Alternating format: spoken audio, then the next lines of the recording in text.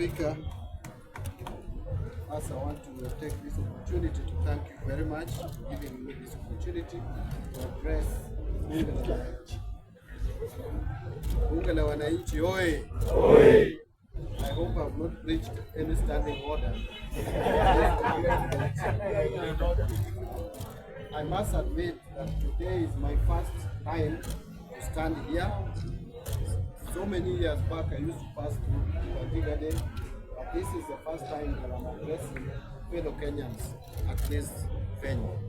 We are here with me, with the chairman of Kenya Revenue Authority, the Honorable Derito Mureithi, who is also the immediate former governor of Laikipia County, who is also my friend, who worked with him in Azimio Economic Council. He was my chairman in Azimio Economic Council, where we were four of us. So we are people who have worked previously. So I know this is lunchtime and you have sacrificed to be here to engage in this discussion. And I want to straight away take this opportunity to take about not more than 10 minutes, Mr. Speaker, if you allow me, to give synopsis and general overview why we are here. And then I will also invite my colleague, whom I'm sure will take slightly less than the time I will take. Then after that, we'll open it up for questions. Why I say that, actually we came to listen more than talk. And I want to start away by saying that the positions that we hold are delegated positions. We are here courtesy of the people of Kenya. We have been given delegated authority. If it were possible, all Kenyans would be at the National Treasury signing documents and approving budget and preparing budget. But because it is not possible, a few of us would be privileged enough, courtesy of the people of Kenya, to sit in those offices. When we sit in those offices, therefore, duty calls on us to be accountable to the people of Kenya. Remember last year, we went through in this country something we have never experienced before. We almost had a civil unrest in this country. Why? Because there was perception among Kenyans that they were not being listened to, that nobody was prepared to give them a listening ear. We must do things differently. We must learn. We have learned. I have learned as the cabinet secretary in charge of national treasury. That is why I have come here to engage with you early enough when the budgeting process is still at its very early stages, so that I can also hear from you a few things. Number one is what the Kenyans consider as priority in their lives. That is very important for us to inform the budgeting process. Number two is what are some of the challenges, especially in terms of taxation and tax measures. When you talk to Kenyans now, what is in the lips of everybody is that we are being overtaxed, and that the resources that we give the government, we don't see the value, that services are not being rendered. I want to engage you today to listen and hear from you. Apart from the challenges, apart from the problem, what do you believe would be the solutions to some of the challenges that we face as a country? Let me just take 2 or 3 minutes to break down a few things. When this government took over in 2022, there were a lot of challenges. One of them, and which is very critical, is the issue of public debt and debt servicing costs. This government took over at a time when budget deficits, as per the budget estimates of 2022-23, was 925 billion shillings, which is almost $1 trillion. Imagine an economy like Kenya borrowing a quarter of its budget every year to finance its activities. Number two, this government took over when already the government was showing signs of defaulting in paying Eurobond.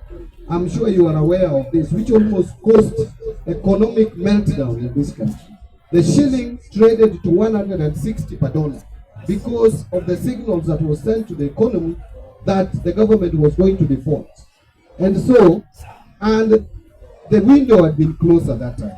So that default, even though we avoided it, we must make sure, because going forward, some of you have heard me mention that Kenya, we will only have a breathing space between 2034 and 2048.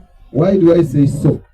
Because in 2027, there is going to be a Eurobond of 900 million to be paid in May, on May 22nd. That is the deadline. The following year, 2028, in February, 9 months later, we are paying another Eurobond, 1 billion, which was taken so many years back. Then, that is 2028. 2029 is 1.2. Then 2031, we have 1.5. And then 2034, we have another 1.2.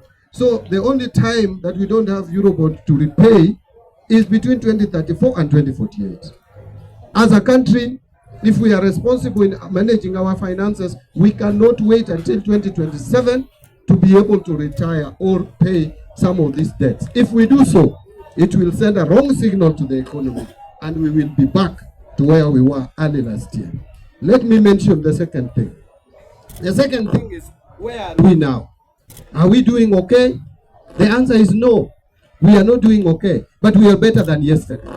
Why do I say we are better than yesterday? There is this rating that has come out from the Moody's. Some people think the Mushene. This is not Mushene. This is factual. But how was this informed? The credit rating is all about the ability of a country to repay its debts. And that can only be assessed from certain parameters, from certain fundamentals. The key fundamental is inflation rate. Our inflation rate has shown signs of coming down. It was 9.6 in October 2022. The prices were increasing. That is what we call inflation. The prices were increasing at the rate of 9.6%. That has come down now to 3.3%. That has given a good indicator to the market. The second one, and I want to move very quickly. The second one is, how does government borrow? What is the rate of interest? Remember, just a few months ago when I took over office, we were borrowing at 15.6%. The government was borrowing through treasury bills, the 91-day treasury bill. We were paying 15.6%. Today, as we speak, that has come down to 9.5%, below 10%, single digit for the first time. That has given good indicators that we can be able to borrow money cheaply to retire expensive loans. Because what we are doing with the domestic borrowing is we are borrowing to repay what we had. So if you are borrowing cheaply to repay an expensive loan, that is the only way you can get out of debt trap. Even at home, if you want to come out of debt, ile fuliza tuanze na Shylock kabla tujaenda fuliza. If you have a Shylock of 30%, you go for fuliza, isn't it? Say fuliza charges you 12%. If you find a friend who can give you the same amount and you only pay 5%, you will borrow that and pay fuliza. That is how domestic borrowing works. Finally, is the issue of foreign exchange.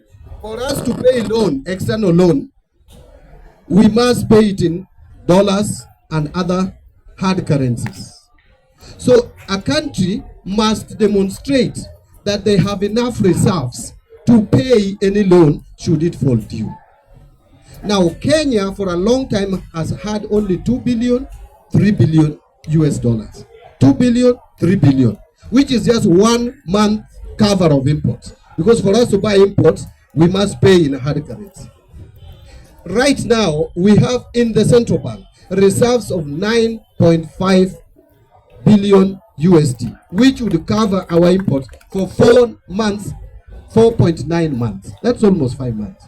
Now, as I conclude, someone will ask, Mbadi, you are telling us all this. The shilling is stable, yes. All these things you are telling us. Moody has rated you positive. Where is money in my pocket? I know that was going to come up here. Mr. Speaker, if I still have a few minutes, maybe 2 or 3, but then I call my colleague. It is true that Kenyans are struggling. It is true that economic times are difficult. even though this government has done something positive in the area of agriculture by encouraging production. Today, we are producing 61 million bags of maize. That is what we produced in 2023, up from 30 million bags a year before. That is double. And we are projecting maize production to be at 74 million bags. That is what would satisfy the population of this country. But even with all that, Kenyans are still feeling they don't have money in their pockets. One of the reasons, there are three reasons that I will talk about, and what we are intending to do to deal with those three problems. Problem number one is the simple reason that because banks have not been able to give money to the private sector cheaply, private sector has not been borrowing money from the banks to expand their businesses, to create job opportunities. So many of our youth, that is why we have now today 3.4 million Kenyans who are supposed to be working are not working. This is because businesses are not expanding. The government has been borrowing money expensively, and therefore banks also loan money to private sector even more expensive. You have started seeing banks lowering interest rates because of the deliberate efforts taken by government to reduce government borrowing and reduce interest rates so that private sector can borrow money, create job opportunities for many of you. You see, you may be earning the same salary, 100,000. But if your sister is unemployed, your brother is unemployed, they will all depend on your 100 shilling. You will not see money in your pocket. The money may not have disappeared from your pocket. It's still there. It is still the same 100. But the mouth it is feeding is a lot. Therefore, we must make sure that we create space for employment for more people so that we have more income. Number two is the issue of salaries. We brought SHA, we brought housing levy. Is that not correct? It shrunk your pay slips. But there are efforts that we are making to make sure that you don't earn too low before the introduction of SHA and before the introduction of housing levy. Today, when I appeared before national television, I said with the amendments that we did in December, which some people were opposing, it has provided some relief, maybe not 100%, but we have moved towards reducing the burden, the tax burden on your payslip. So when you are told that there is no effort, it is not true. How I wish some of you could just take a calculator and calculate if you are earning 100,000 shillings. Before the amendments that we brought to Parliament, that 100,000 shillings, 4.25% was going to SHA and housing levy, which is 4,250. Now, with the amendments, that amount, the whole of it is not going to government. Because even if you earned that money, 30% was going to be taxed anyway. Today we are saying, if you contribute to SHA and you contribute to housing, the 4,250, it gives you tax relief of 30%. So what you are actually effectively paying is 70% of 4,250, which is 2,975. Now before SHA, there was NHIF, and you were paying 1,700 if you are earning 100,000. So if you remove that from 2,975, you remove 1,700, you remain with 1,275. So someone who is earning 100,000, the only amount you are losing now, which you are not losing before this administration came to power, is 1,275. I am not saying that that is not money. It is. But it is not as big as some people are trying to portray. Because of the amendments we brought, we also brought amendments that if now you retire or you are laid off and you are given your gratuity, it should not be taxed. Now you take your money and go home. Pension is now not taxable. Even if you retire, so long as you retire procedural, money that you contribute to the health insurance scheme, post-retirement scheme, is also now giving you relief. So there are so many things we are trying to do, and we will do more. Finally, the other reason why Kenyans are complaining is because you supply goods to government and they are not paid.